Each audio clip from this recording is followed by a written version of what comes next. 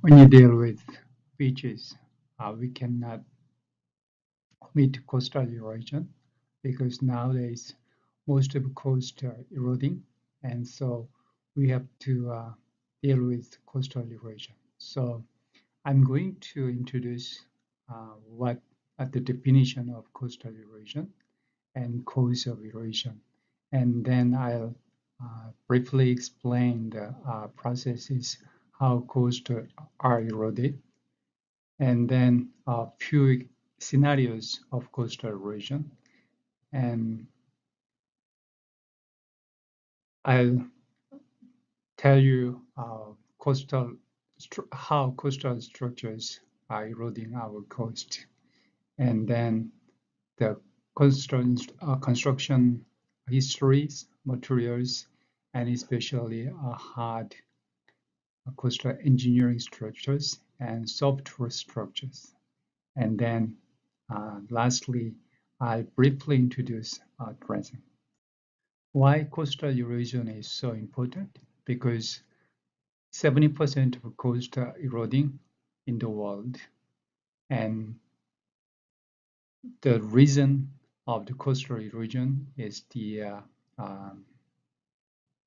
we have pressure to develop and populate the coast. And there are few areas or environment that are spared from this kind of problem. So in this chapter, I'll briefly explain the causes of erosion, and then I'll also introduce a specific environment where erosion tends to be more severe.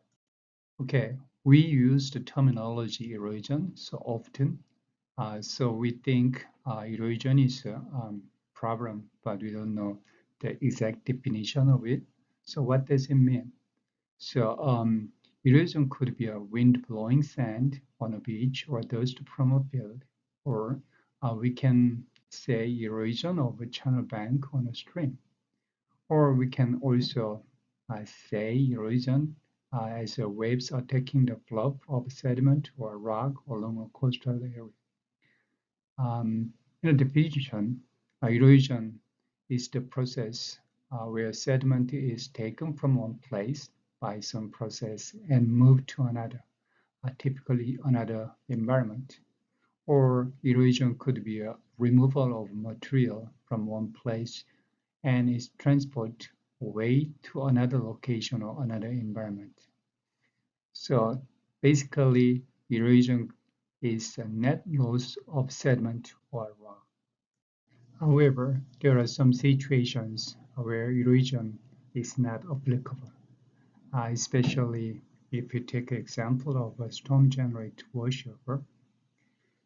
We see that during storm, large waves and elevated water level cause sediment to be carried from the subzone, beach, or even dunes across the back or landward side of the island.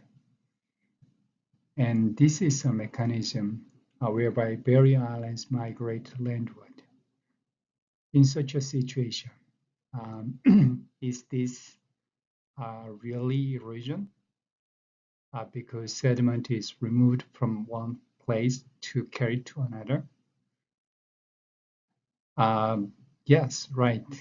I saw erosion on the beach. However, the sediment, net sediment, has not been removed from the beach system.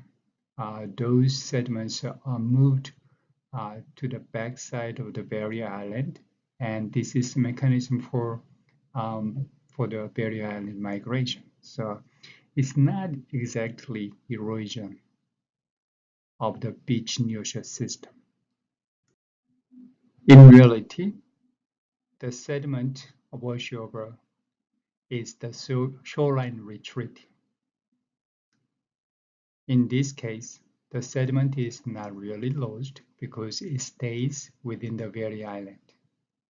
However, the erosion in our definition is that sediment is removed from the beach during a storm and carried offshore or transported to a significant distance along the shoreline. Okay, now we learned the definition of erosion. Now, I'm going to tell you causes of erosion, which include storms and associated waves, strong currents, wind, and sea level rise. You learned that large waves are the result of strong waves, and strong winds cause the water level along the shoreline to rise in the form of a storm surge or storm tide. Waves approach the shoreline at an angle, and then waves produce longshore currents. And therefore, during a storm, we have large waves, elevated water level, and strong longshore currents. And this combination of large waves, elevated water level, and strong longshore current removes sediments. High energetic conditions cause significant removal of sediment, and therefore, on a low-lying sandy coast, we may have erosion such as washed over the beach in a landward direction, and then sediments are carried offshore by return surge of the waves and then transported along the coast by longshore currents. However, in front of cliff or sediment or rock or large dunes, sediment will not wash over the beach. Okay, uh, now I'm going to tell you typical erosion conditions. During storm, sediments eroded from the beach, and this is common to all coasts during the storm. And also, during the storm, erosion scarp can be found on or just land of the beach. After storm, you can find narrow and steeper beaches than it was before the storm. And on a low-lying coast, you will have a smooth beach profile and large washover fence. And shoreline will be retreated from the position landward. And also, after storm, we are going to lose sediment even under the condition of shoreline retreat. And also, we would lose sediment offshore or alongshore direction, and this will cause net erosion. And how do we know? By surveying beach nearshore profile before and after, we can easily figure out the net sediment transport. Wind removal and transport of sand occur during non-storm as well as storm conditions. Sufficiently strong winds move dry sand, and if sufficient sand are available, coastal sand dunes are developed. During storms, the rate of sediment movement is accelerated with wind. The absence of or removal of vegetation along the coast cause extensive wind erosion. There are two types of wind erosion. The first is net erosion, and the second is blowout. When you don't have a vegetation, dune sands are blown landward. Then entire dune or dune system migrate landward. Sediment transport by this mechanism is comparable to washover by waves. This kind of dune migration or a blowover takes place over years. However, washover by waves take place in just hours. Okay, second type is blowout. This is associated with local removal of vegetation and subsequent removal of the dune system, and forms a large amphitheater-shaped scarp called blowout. Now, let's discuss currents. You know that waves cause sediment to be suspended, and then currents carry sediment to remove sediments from its resting place. And this kind of process is common in the nearshore zone during storm events. and especially during storm, current velocity exceeds 1 meter per second, and therefore currents can be uh, capable of transporting large volume of sediments. Sometimes currents are agent of both removal and transport. This kind of process is common where the currents are confined to channels in tidal inlets, in estuaries, or on tidal flats. The channel migration or channel increase or decrease induce a sediment removal or transport to another place. We can take an example of migrating tidal inlets. The sediment removed from the channel wall is carried into or out of the inlet, and then this is called erosion. The other side is accumulating sediment from lateral drift caused by longshore current. If such an unstable inlet is used for navigation, or if its migration is threatening property, it is stabilized by the construction of jetties. Sea level rise is another cause for erosion. We experienced an accelerated sea level rise over the last century, and this resulted in the landward migration of the shoreline. As the shoreline is displaced landward, the chance for erosion by waves and currents is increased, and this could be the single most important factor in the widespread erosion of our present shoreline.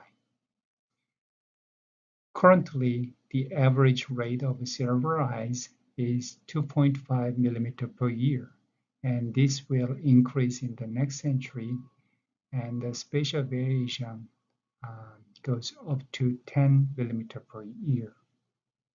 I show you two scenarios of coastal erosion due to sea level rise, and then you will see how devastated it would be. The first example would involve 10 millimeter of sea level rise and a typical beach width a slope of 1 to 50. It means 1 meter of vertical change over a horizon distance of 50 meters. After a century, 1 meter increase of sea level will cause a shoreline displacement of 50 meter landward, and the consequence would be devastating effect on houses, commercial buildings, and road.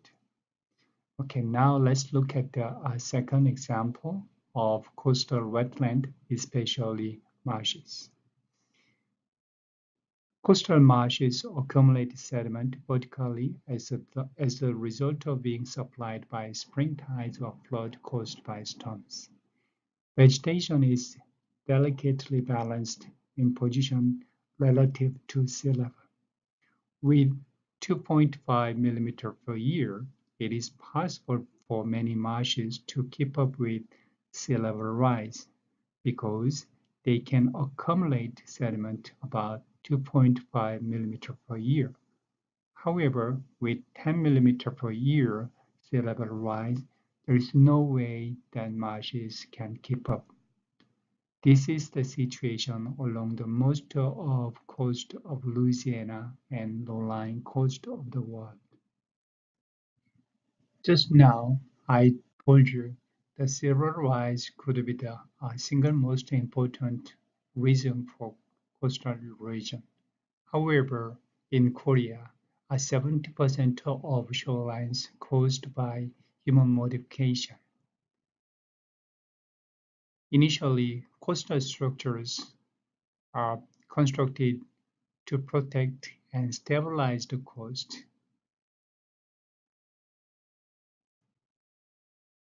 and also to curb erosion problems and other type of coastal instabilities. So seawall is the most common structure you see along the coast, and seawall is constructed to keep the shoreline from moving landward as well as to keep property from being eroded. However, uh, this kind of structure can be the cause for erosion. Okay, with seawall, waves that eventually hit directly on the seawall cause scouring at the base of the structure. The scour is a form of erosion because sediment is removed and transported away. In some cases, this condition also leads to the destruction of the seawall itself. We'll discuss more this later in this chapter. Now I'm going to show you three different erosion scenarios. First is leading edge coastal cell. Your coastal cell is defined as sections of coast in which sand input and sand outputs are balanced. Here, there are two primary sources. One is from rivers that drain to the coast, and second is directly from erosion of the bluff along the coast. These sediments are transported um, along the coast by longshore current, and here net transport are shown as from north to south by red arrows, and sinks a narrow continental margin on a leading edge coast. The narrow continental margin is the sink, and they are present at the head of Submarine Canyon, and they are connected to the shoreline. The Submarine Canyon captured the sediment being transported in the littoral drift, and the captured sediments are transported to greater depths by gravity. Therefore, in this system, sediments is lost from the coast and cannot return. The second erosional scenario is undercutting high cliff. They can be found along high-energy coast. Here, storm waves crash directly on the base of a rocky cliff, leading to extensive erosion, especially if the rocks are not very resistant. And one good example would be southwestern coast of Victoria in Australia. Here, you can find near vertical cliff of about 30 to 50-meter high, and cliffs are composed of friable sandstone and limestone. By large waves, rocks are eroded at the base of this cliff, and the erosion of the base of the cliff lead to collapse of the entire cliff in sporadic but spectacular events. And I saw one video clip in YouTube, and you can find it if you want to see it. The third erosional scenario is storm erosion of beaches. In places where dunes are small or absent, a combination of beach erosion and washover occur. It's usually occurred during storm events, and then significant amount of sediment is transported landward. The post-storm beach tends to be narrow and steep with a small scarp. The scarp is formed by waves after the formation of the washover fan land of the beach as the storm surge subsides. And you can find these kind of activities along the Gulf Coast of Florida Peninsula. However, when you have well-developed dune system, erosion occur on the beach and adjacent foredunes. Yeah, right. The front of the dune is severely scarped, and also beaches are eroded. However, the whole amount of eroded sediments remain in the system, and you can find this kind of phenomena along the east coast of Florida and Texas coast after hurricane. We cannot think of coastal erosion without coastal structures. Now, most of the world population lives along or near the coast, and the combination of fragile environment and dense population has produced many problems. especially domestic, industrial, even recreational use of the coast can produce extensive unnatural alterations that have long-term deleterious effects. Major problems are directly or indirectly associated with construction of some kind of structures, and other problems are water and sediment quality, loss of habitat, and change in hydrodynamics. Originally, coastal sediments took advantage of various attributes of a particular location, such as natural harbor, protection from adversary, and food supply, and utilized natural conditions without alteration, even in heavily populated areas. However, we begin to use our coastal environment and begin to modify due to pressure of increasing population, large vessels, industrializations, etc. And therefore, we undertook without regard for their impact on the natural systems. And this kind of activity continued into the 20th century. However, the philosophy began to shift 1970s because we understood how various types of construction will interfere with coastal dynamics and how the problems are generated. Therefore, we begin to use alternative method of coastal construction, which will allow us to make proper coastal management decisions in the future. Construction of coastal structures were usually domain of coastal engineers, which is a specialized discipline of civil engineers. And the coastal engineers are exploited and utilize the coast because they last longer. And also, coastal engineers begin to develop coastal structures to protect from coastal hazards, such as hurricanes or coastal erosion. But nowadays, we are thinking about preservation and attempt to achieve harmony between nature and coastal utilization. For coastal structures, engineers use any type of material, but the preference is the cost. They want to use inexpensive material. And our first choice would be impermeable type of construction using poured concrete, metal sheet, piling, and wood. And these are termed hard constructions. And these hard structures are used for wave protection from erosion or channel stability. And one type is concrete. Concretes are utilized in much the same fashion in coastal protection as it is in buildings or other large structures. And also they are used to reinforce rod and tie downs and to give more strength and stability. And the major factors in using these are thickness of the structure, depth to which the footing are placed, and third is the upper elevation of the structure.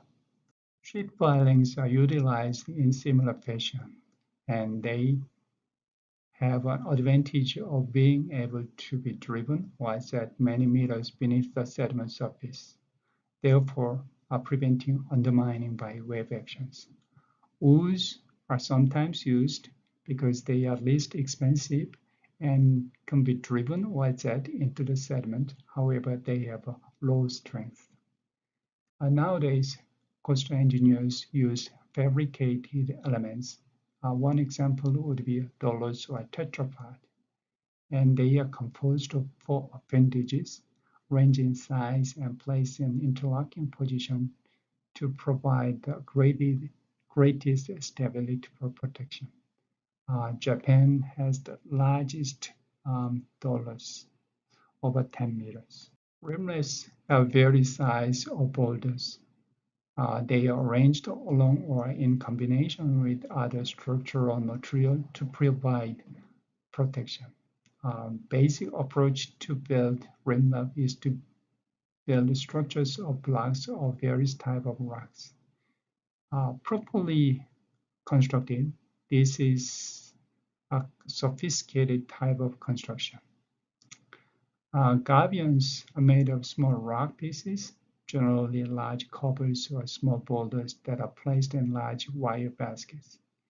And they are placed in various configurations and locations so as to protect the coast from wave attack. Most recent development is a longitude. They are large, slightly porous plastic bags filled with sand and placed strategically for protection in somewhat the same as gabions.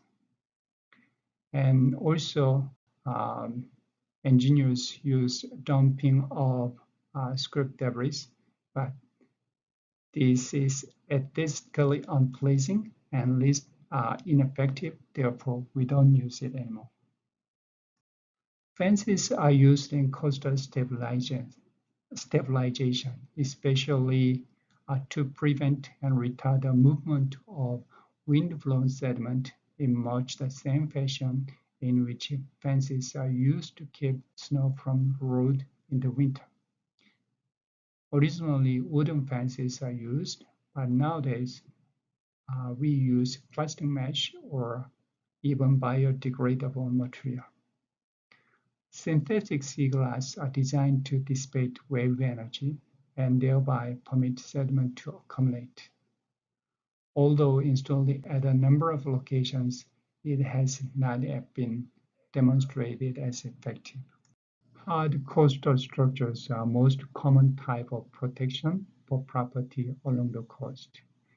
And uh, here we use poured concrete, metal sheet piling, wooden timber, various size boulders, or anything else that someone believes will stabilize a threatened shoreline. And they are used to attempt to keep waves and currents from moving sediment or eroding rock from its present location at or near the shoreline.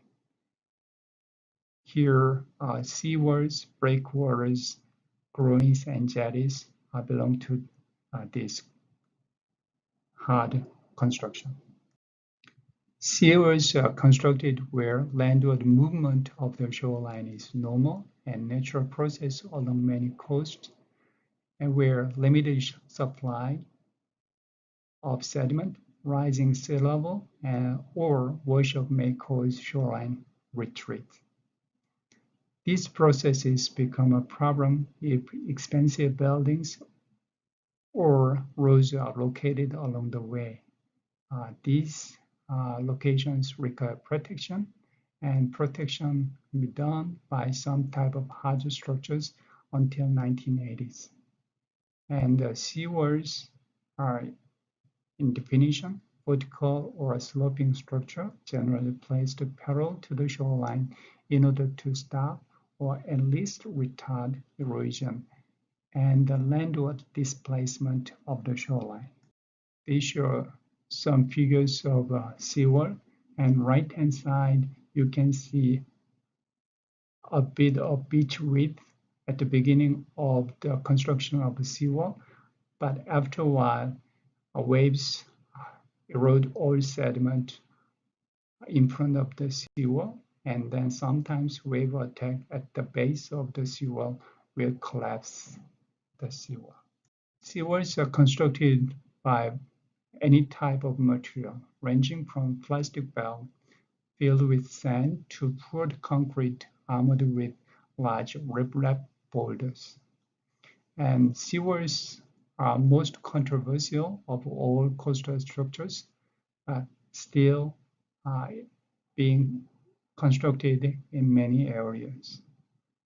The side effects of seawall include scour from wave attack and eventual loss of beach, reflection of wave energy that may cause problem as well, and unsightly appearance. Therefore, They are limited in their extent. Therefore, adjacent shoreline beyond the seawall will continue to retreat, and this location causes problems, uh, especially the longshore supply of beach sediment. Vertical and impermeable seawall cause the greatest problem along a coast because they must withstand the full impact of waves. Permeable structures such as slatted wall or rim-lap wall permit some wave energy to be absorbed through the structure. Sloping walls dissipate some of the wave energy. However, the real problem is that while these structures are in place, waves scour at the base, therefore causing failure of the structure. Therefore, seawalls should be constructed only places where expensive property, such as hotels, are in jeopardy. Breakwaters are similar in configuration to seawalls, but they are placed beyond the shoreline itself, and they are designed to break up the wave energy and prevent it from reaching the shoreline and eroding it. There are two different types of structures. First is the linear and shore parallel structures, and they are designed to protect a beach or other coastal features from wave attack. And they are used to try build up beaches for being recreation and coastal protection. And these linear and shore parallel structures are common in Japan and recently in common in the United States. The second type is attached breakwater to the shore, and they are designed to form a protective harbor for mooring vessels. And they are commonly found where natural harbors are absent because of their position in at least moderately deep water. Breakwaters must be large to withstand attack by waves. Breakwaters are usually vertical wall or poor concrete, but some have large rim-wrap or dollars. The side effects of breakwaters are huge. Away from the breakwater, waves approach the shore without hindrance, and therefore waves produce longshore current that carry sediment along the surface. Breakwater limits wave energy from reaching the shoreline. Therefore, longshore currents is absent and limited. Therefore, the sediment transport could be also limited. As a result, the littoral transport system carries sediment to the sheltered area land of the breakwater, but they cannot carry beyond the breakwater. Therefore, breakwater produce large bulge of sediments or salient in the shoreline beyond the breakwater. Sometimes the accumulation of sediment behind the breakwater is the objective itself, especially if the protected shoreline is a recreational beach. However, trapping of sediment commonly causes erosion downdrift from the breakwater by failing to keep the littoral drift system without interruption. Also, they can cause safety hazard to beachgoers where deep holes can develop from wave action between multiple breakwaters. Attached breakwaters also cause more serious problem because these attached breakwater act like building a dam along the shoreline. Large volume of sediments accumulate updrift from the dam, and the downdrift of the structure experience erosion. Although dredging can alleviate the problem, they are costly and challenging.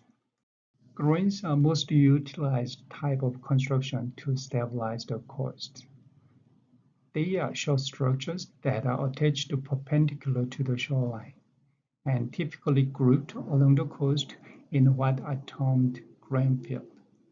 The function of groins are to trap sediment that move through the littoral transport system, therefore maintaining a beach in areas that would otherwise experience erosion. In theory, groins make sense.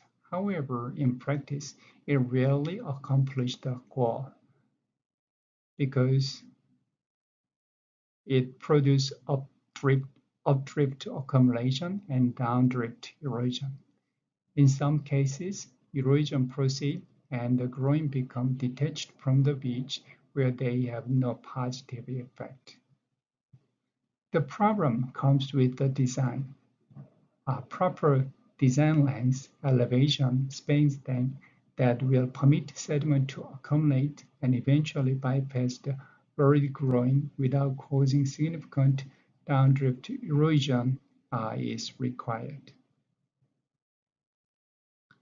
Therefore, ideal groin field becomes buried and out of sight.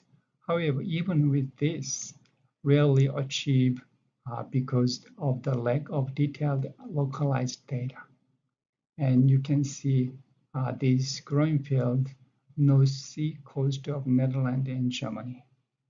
Jetties act much like groins in all respect, but are larger and located at tidal inlets. They are built for stabilizing one or both sides of the inlet from shifting its position and preventing large volume of sediment from filling in the inlet. And also, they are designed to permit continued navigation. However, the biggest problem of jetty is to interrupt littoral drift system. Sediment accumulates on the upstream and is prevented from reaching the downstream side of the inlet, causing erosion downstream. Jetties tend to be quite long, up to a kilometer or two, and the amount of longshore transport sediment accumulating on the updrift side of an inlet may be tremendous. These pictures show jetties along an inlet where you can see accretion on upstream of the jetty and the severe erosion on the downstream of the jetty. In some cases, the accumulation becomes so large that it extends into the inlet through the seaward end of the jetty. Intentional sediment bypassing by mechanical means is becoming a part of many jetty inlet maintenance programs. Ocean City, Maryland is a good example for this. Soft coastal protection is a growing trend away from hard construction over the past few decades, and we are moving toward soft engineering to avoid any use of foreign material in the coastal environment that is being protected.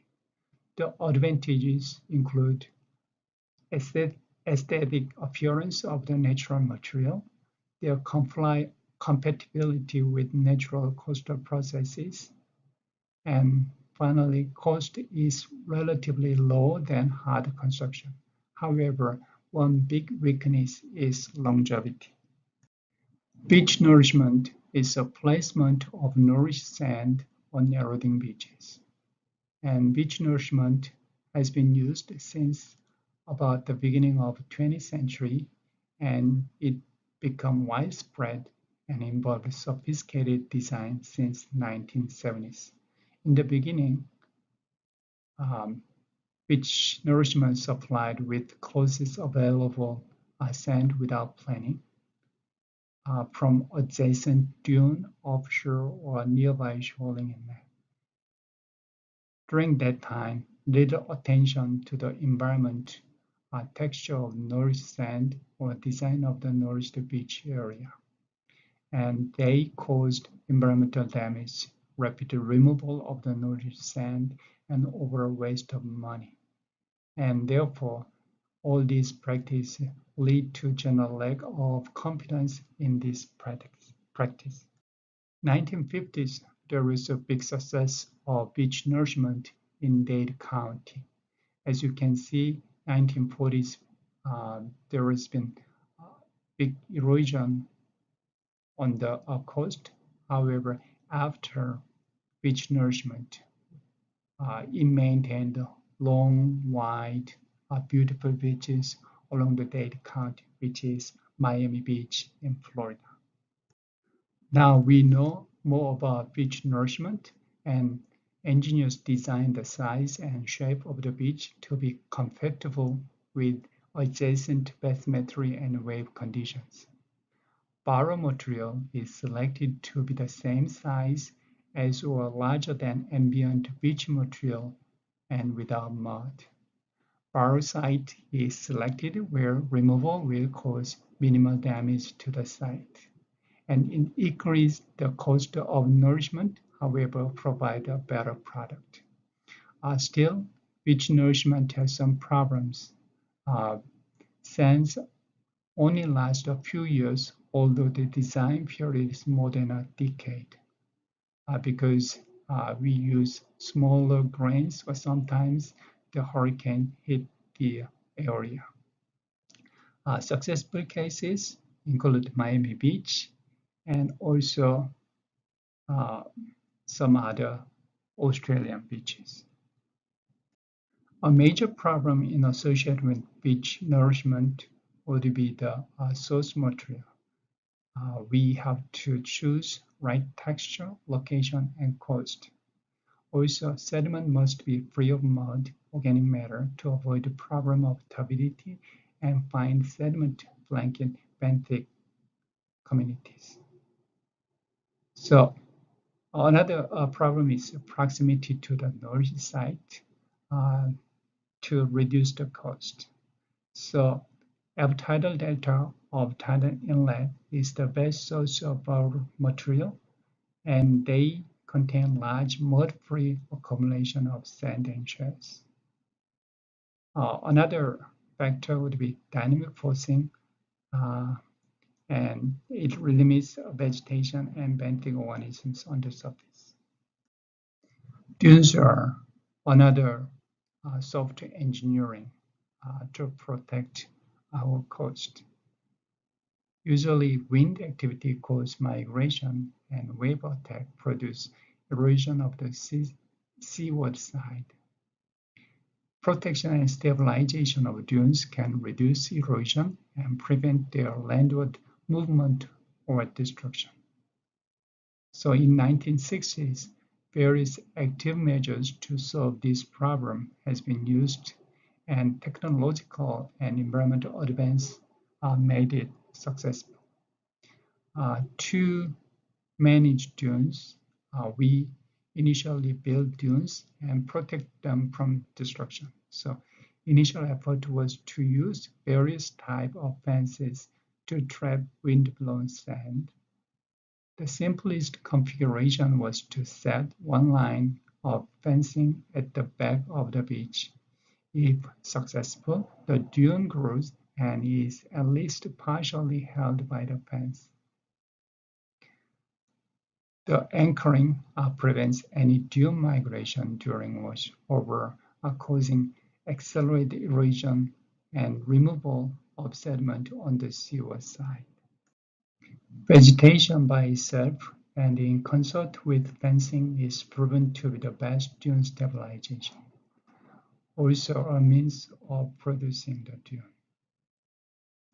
Root structures, leaves, grass blades, and other structural plants provide an effective means for keeping dunes. In Netherlands, retired people place small plants like structures of shrub twigs and branches in shallow ditches that are dug in various patterns at the base of the podium. And they provide labor force, and in turn they receive a supplement of their pension.